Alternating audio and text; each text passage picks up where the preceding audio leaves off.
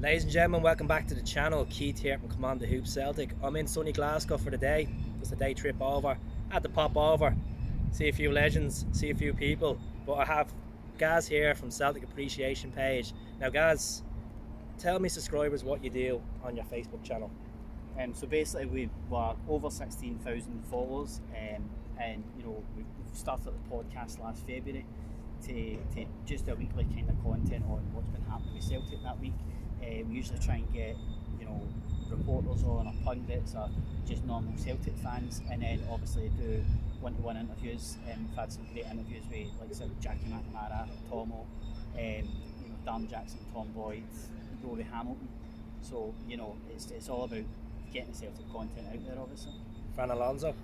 Yeah, big Fran. It was a great interview, and obviously went to the League Cup final at Firhill to see the girls beat Glasgow City 1-0. So so it's all about more next year. We're going to branch out, try and do like the B team and the women's team as well, and give them a segment as well, because as you say, the feel good factor's back with Celtic. Definitely. So you'll see in the picture right there, that's the page right there, folks. The link is in the bio. Give it a like if you can. So me and Gaz are here today to talk about the hottest game in town, the hottest game in British football, the hottest game in the world at the moment, the Glasgow Derby. Some people call it the Old Firm. We don't call it the Old Firm. 2 days ago, Gaz, are we nervous yet? No, I think we're more nervous. I was certainly more nervous for the cup game. I think because I don't mean it meant more, but I think we've got that kind of comfort blanket in the league where we're 6 points clear. I think 19 points clear. So I think potentially, I said to you earlier on, even if by stroke of chance we lose here on Sunday, we're going to be. I know. Hopefully not. But we're going to go. We'll go 3 points behind, and then obviously, then you're looking at it and you're saying, we've only got the Hearts here the following week to wrap up the league. So I don't think there's any pressure on Celtic. I don't actually think there's any pressure on Rangers, because I think they've gave up in Ghost. Like you're saying, there's no pressure on Celtic, but come on, it's the Glasgow Derby. You want to beat them. You want to get that revenge after getting knocked out of the cup. Yeah, listen, obviously, the players got hurt after losing the Rangers at Hampden, and Callum will have the boys well drilled this week in preparation for it, and they'll go right from the start. They'll no slope this time. They were disappointing at Hampden. I think we all know that. But listen, things can happen in a cup semi-final. It just didn't go for us in the day. We need to move on. This is a more important game. We win on Sunday, we win the league. Top of the league will be. Yeah, I mean, unofficially, obviously, we'll wrap up against Hearts, but they're not coming back to that, and I don't think they'll be playing a fully strength side. I think they'll be resting a lot of players for Thursday night for the second leg. Obviously, we took them for granted in the semi-final. They played against Braga on the Thursday, ran the legs off, had the 120 minutes. You seen it last night against Red Bull. He defended well. Unfortunately, not to get a result there, as much as I hate saying it. But who do you think they're going to go for up front against? Obviously, Roof is still out. Morales is still out. I mean, I read something small that said potentially, we don't know if Ramsey could be fit potentially for Sunday. I don't think they'll risk him for Sunday. I think they'll play him more on Thursday, keep him for Thursday. But I think they might go with Sakala up front. I know they played Scott Wright the last couple of games, but I don't know if he's offered too much in the way of attack and putting himself up there. I think Fashion Sakala's a more attack-minded kind of striker, if you will. So I think potentially we could go with Sakala. Right, so we talk about the 4 games we played in this season. We lost, unfortunately, at Ibrox at the start of the season 1-0, which a game we should have won. Kyogo should have been playing through the centre. Yeah. Edward missed the sitter. Christie played awful. The 2 boys obviously went the following day. Look at the progress we've made since then. I think when you look back at it, it seems like a million years ago. Do you know what I mean? It does. Like, it's mad to think Ange is here less than a year. It feels like it was about 5 or 6 years ago at this rate. Aye, I think that's the toll this season's had on us, because, as I say, we didn't turn the league around until we started January, the end of January rather, when we played Rangers here and beat them 3-0, and that was really a turning point, because they put us top of the league. It was big wins against Dundee United, obviously. I think you need to get you one of them hats for when you go to games, so you see you in the crowds. But I think when you look at the late win off the Abada the week before kind of thing, to set that up to go top of the league, I think that was a turning point. And they've majorly collapsed when you look at it as a 31 point swing from last season. Do you know what I mean? It's a massive collapse. Amount of penalties have been rewarded. Obviously, people are saying we know who the referee is on Sunday. John Beaton. People are saying is obviously they're going to get a penalty, this and that. I think the pressure's gone beyond the performance. Well, Bobby Madden at Hampden. I know we should be focusing on the ref. We should be focusing on ourselves. Go out there and play the football we can play. We'll go to the second game we played them, Celtic Park. What a magical night! I would have gave my left teeth to be here that night because you only have one. You could feel the atmosphere through the TV. You could feel the atmosphere from the TV for half an hour before the kick-off. Aye, it was unbelievable. It was, and the fact that I think when the Rangers players walked out and the Celtic players went into the huddle, it's probably the first game in since I can remember, probably 10 years. So it was at night. So I think when you look at that, I think that was the cup game when Mark Wilson scored the winner. Poor Papac. Aye, not Papac into next week. But no, when you look at it, it's pitch black. They turned out all the lights. The green beam down onto the spotlight. That was the magical, Celtic wasn't huddle, and the Rangers players were just in darkness, and they must. I'll tell you one thing. When that happened, right, I was like, Jesus, this is even bigger than the European night. There was something about it. Obviously, displays, the Green Brigade, full house with the fans. That first half an hour, even though it was the 4th minute that we scored at Tate. Yeah. Now, obviously, the goal, I was like, it looks scrappy, but he got well. He took it well.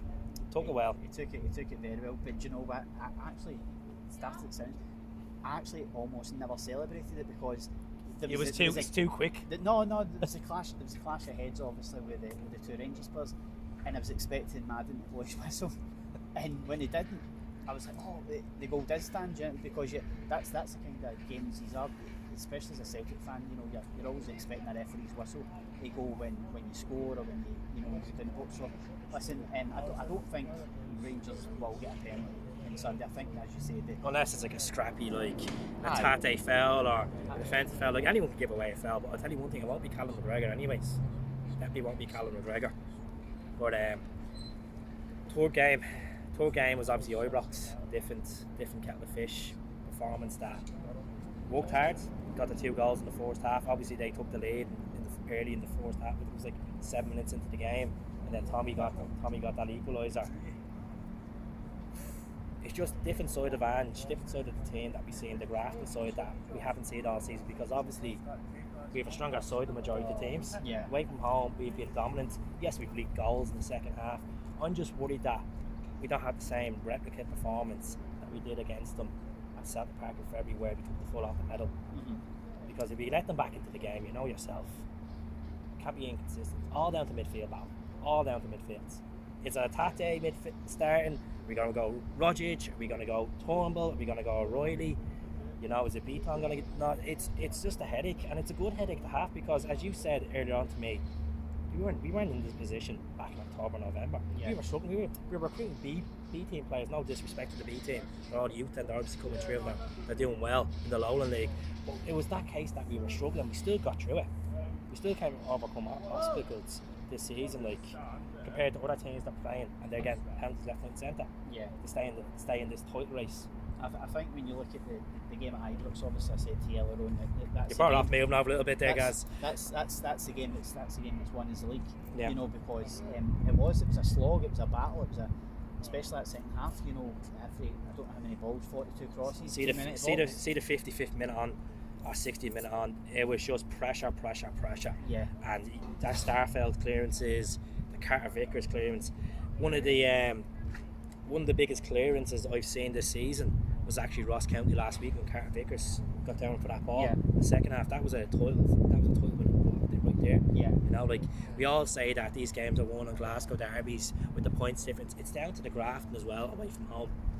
And look at the amount of goals we scored in Celtic Park. 6 goals, 7 goals. It's been unbelievable. I think when you look at the timing of the goals at Ibrox, obviously Ramsey scores in the first couple of minutes, and you're thinking, I think they then whipped another couple of crosses in, and you're thinking, God, they could do what we've done to them at Celtic Park in February. So really worried. But I think the timing of the goal getting, and big Tom Rogic getting the goal 4 minutes later, and then obviously getting the goal before half time by Carter Vickers. I think that killed them almost, because they didn't know how to react to that. And listen, on another day, they got 42 crosses into box. Took our chances and we were clinical. Simple as that. We didn't have enough chances on goal, but we took our chances and we were clinical that day.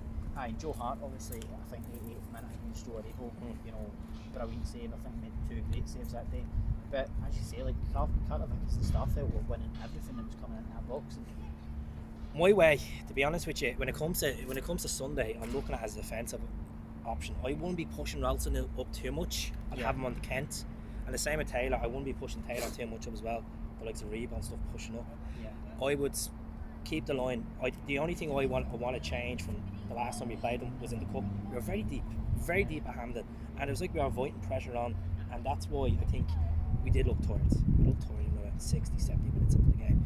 In extra time, we were just looking like we were playing the Europa League game on the Thursday night. We go for Giakoumakis, we go for Kyogo. Who is it?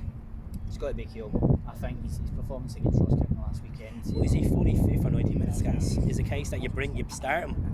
Yeah, I don't think he needs to be fit for 90 minutes on Sunday. I think if he can once he puts the ball in the back of the netty, we're all happy. That's it. Listen, if he can do an hour, you know, and bring on Giakoumakis for half an hour, then you know, happy days. But I think when you're looking at it, you know, the Scottish Cup game, when you look at it, they did look fitter than us at times, and I think when Arfield scored the equaliser, you had a feeling it was going to go down. Just went down, the Rangers' chest went out, and it was all kind of only going to go one way for them, kind of thing. I know we had kind of chances, but you know, I didn't. We hit the crossbar, could have been 2-0, but look, it could have been, didn't happen.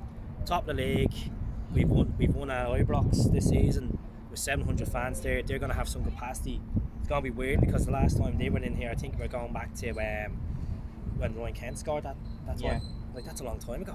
Yeah, I think that was that the game Forest scored late one to win the game. That was after that. Remember they were ahead of us. They went ahead of us in the league, but we had the game in hand. Oh yeah. It was the 9 in a row. Yeah. When he started doing that celebration. Oh yeah.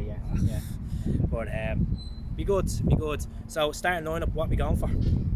As I say, I think the back five picks itself. So obviously Ralston and Taylor out wide, and then we'll Carter Vickers and Starfelt, Joe Hart and goals. Midfield, I'm going to go with Kalmack, obviously. Going to go Kalmack, Rogic, O'Reilly, and then the front three are going to go Maid on the left, Jot on the right, and Kyogo up top. 30 yards screamer for Tom Rogers at Celtic Park against them, like a Nakamura goal. That'd be something else, you know. Kyogo, yeah. Look, if we have options on the bench is strong. As much as we're saying we need to bring players in the summer, we do. We need to clear out the deadwood, but we need a strong team to go into European competition as well. And look at the league. Realistically, we're going to be champions in the next 2 games. Yeah. We don't. If it's a draw on Sunday, it's not the end of the world because it's going to still put pressure on them. They still have to try to deliver. They're going to rest players, regardless of who they rest.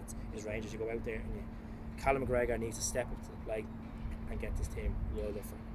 That's why it says, you know, there's no pressure in this game for us on Sunday potentially, because even if you do draw or lose the game, then you go and win against Hearts and you wrap up the title anyway. So I think having that 6-point cushion, listen, if it was 3 points, yeah, it would be more than things like that. But I think having 6 points clear with 3 games, a handful of games to go, 3 games to go, you know, I think that it's pretty much wrapped up. And you look at the likes of us against Hearts this season. We've been pretty decent against Hearts. I know we lost the start of the season, and then we got the 1-0 here at Celtic Park. Yeah, Robbie Nielsen had a big moan. Holly Ballou saying it was offside, it wasn't offside, and then we've been decent at Tannadice. Tommy Rogers, we spoke about that, perhaps the goal of the season. Then the cup as well, up at Tannadice in the quarterfinals. Like, I really believe we can go unbeaten for the rest of the season. I know there's only 4 games left. Like, we've been unbeaten in the league since what? Livingston. Yeah, I think when you look at it, September I think was the last time we lost, and I think when you look at it, you know, obviously we've got to go to Tannadice, which is a tough ground to go to at any point, especially a Wednesday night. But I think when you look at, because they're chasing Europe, obviously they're chasing 4th spot, massive incentive for them. But then again, so is Ross County, Motherwell, they're all chasing that 4th spot. So it's going to be an interesting end to the season. But I can potentially see us going unbeaten for the rest of the season. Score predictions. 3-0. 3-0. Who are you going for? Starfelt hat-trick. Do you know what? The only thing we've missed this season is a Starfelt goal, because I think everybody apart from Joe Hart scored. I think Kyogo. Kyogo. I think Callum will score Sunday. Callum? I think Callum will score. Right, Rant. I'm going to go with Kyogo. Got to go Matt O'Reilly. I'm going to fancy an old goal they're going to score against. I'll go for an old goal. I think that obviously where we're going to hurt them is the pace in the wings. You seen with my aid at Ibrox, chase. Yeah. If we can keep that game plan where we're chasing, and you do bring Giakoumakis on, and he changes the game, fair enough. I would go with Giakoumakis up front. Personally, I would go with Giakoumakis up front. I will probably do another starting lineup tomorrow as usual, typical of me. But I go with Giakoumakis up front. I don't feel it's a bad time. I really don't feel it's a bad. I don't feel it's James Forrest time. I don't think James has enough in the tank with fitness to. Yes, he's an experienced player. He scored in his fixture, no question about it. But he's not the James Forrest we once had. He's now. Like. He seems he's obviously been here, all his life. He never really went anywhere else, and I think he probably will stay here even if he isn't just a squad player and getting used and drips and drabs. But the Premier Sports Cup, a few Scottish Cup games, the odds there and then. That's it. European, you obviously can European switch hang on. Yeah. If we've got Champions League football here next season, then you can switch it up and you can use players like Abada and Forrest and even McCarthy, who we've not seen the best of yet, kind of thing. Sorry, my eyes are looking up at the sky there. But Abada's definitely. When you look at Abada, Turnbull, Forrest, they kind of players off the bench. What do you think the problem is with David Turnbull when it comes to these fixtures? You just think he doesn't have the experience enough yet? I don't know. I know he's not played. I know he's not played well in many of them, but in terms of, I think he's still just coming back to injury, still finding his feet almost in terms of coming back to a bad injury. So when you look at it, you seen the boy was in tears in the Cup final when he went off injured. You saw what it means to him, and I think if potentially he starts on Sunday, I think he could have a cracking game and really turn the season around. The only thing about Turnbull is it just doesn't have the pace. He's like with the ball and his feet. He's like Tommy. He's just, you can pick up a pass. He's goals in him. He's set pieces in him. He's a different type of midfielder. That's what we have in the park. We have that Atate pace, the Atate chasing down. Atate scored the 2 goals against them. I really believe Atate does not start on Sunday. We've said this many times since I've been over here. He's tired. Let him rest. Bring him on. Him on. The defence. I'm worried about the defence, to be honest with you, regards to substitutes. Not worried about actual the core defence. Will we see Julian being on the bench on Sunday? Potentially. I don't really know what the situation with the big man is. As I say, that will get sorted out over the summer, but the hierarchy, I think he possibly might move on. I don't know if he's going to recover properly for that injury. It almost looked an innocuous injury when he got it, because I think when he slid into the post, it didn't look that bad, but obviously it's scans.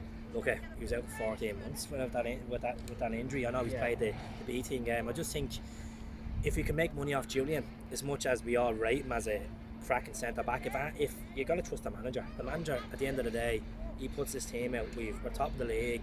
We've been consistent. We haven't lost a domestic game since Livy. You don't change it for the sake of a fan or a fan or two who wants to see Julian play. Yeah. You go for your strongest team, and that's the end of it. Like, we talk about this many times. Carter Vickers, hopefully the end of the season we have some clarity where if he goes back to Spurs or goes to another club, I wish him the very best. I just think it'd be a massive disappointment for Celtic, especially going into a hierarchy of football with Europe. We should be going. I know the thought of 10 million hurts fans, but we have the money there. We're going to be making money off Ryan Christie getting promoted. Perhaps perhaps Moussa Dembele going to United. I know we're not relying on this money. We have players that are going to be going. We still have money to come in from Oyer as well. There was a term in his contract where Brentford stayed up. Yeah. We get an add-on. We get an add-on of 3.5 million as well. So there's more money to be recuperated, and you put that towards Jota or you put that towards your Carter Vickers. I just think we need to be ambitious. Dermot Desmond, from his interview, you have to back this manager. And you back him in the summer because we don't want to go down the same road where Brendan had a phenomenal season, first 2 seasons, and he wasn't getting backed. Yeah. We don't want that with Ange. No, definitely. And I've said it before that, if Ange gets properly back to this club in the summer and the following summers, I think he could be here as long as Martin Neal was here, which is virtually unheard of since Gordon Strachan probably. You look at Gordon Strachan and Mark Neal with you. So I think they need to back him. They've trusted him so far. He's delivered. And as I say, to deliver potentially a League Cup double, over there, I think that's what building one. Stadium tours on as well. I might pop in for a laugh. We've done it too many times. I never got old. Once you go into that trophy room, you're just like, this is the club. Yeah. This is the club. And then when you get that feeling when you go into the stadium, then you see Celtic Park empty, you're like, oh jeez, I wish I was in here Sunday. Do anything for a ticket. Give me life savings to be here on Sunday. But yeah, that's really it. Like, I want to say one thing about the summer coming up. I can't see the club going out and get domestic players, to be honest with you. Maybe the young Aberdeen boy. Calvin Ramsey, yeah. Potentially, yeah. I mean, I think that could be a possible. You're looking at Hickey possibly bringing him back from Italy. That could be a possibility as well. But to be honest, no, I don't know if there's many. I know Vegan Charles Cook is obviously on player of the year, top goal scorer in the league, but it is quite a poor return when you look at it. I know it's Ross County plays for something 13 or 14 goals in take a risk. 24 games. Take a risk. It doesn't work out. If you don't have high hopes, look at just take a risk. And look at that Cook guy looks pretty good for Ross County. He knows the league. You're saying that you want a squad player, you want a domestic player, and focus on other competitions. Why not? It's not going to cost as much. I'm sure Marky McGoy won't mind. Yeah, and obviously, listen, it's something that costs how much you want me. I mean, I think it was you saying yesterday about how much could you get Calvin Ramsey for, and I said maybe 2 or 3 million. But ultimately, it's up to Aberdeen how much you want to charge. Because with big clubs come quality, it's up to them. If they've got under contract. I know what happened to Tooney. Yeah. We went for 12.5, then 20, and then 25 million. If they see a young prospect coming through that can help them develop in Europe, win titles, you're gonna pay it. You're gonna take a risk. That's sad. I don't know if there is many domestic players that I would say have lit up this season in terms of looking at a couple of the Hearts boys. So we're looking at player nominees. Josh Doig. What's Josh Doig is not even near it. Yeah, Alabad is gonna have to win that. Yeah, Leila Abad is going to win that hands down. When you look at it, his goals and assists and the fact that he only went 20. I think he's came over to a new country and really kind of lit the place up. So He's not going to be able to hear it with that fucking dope.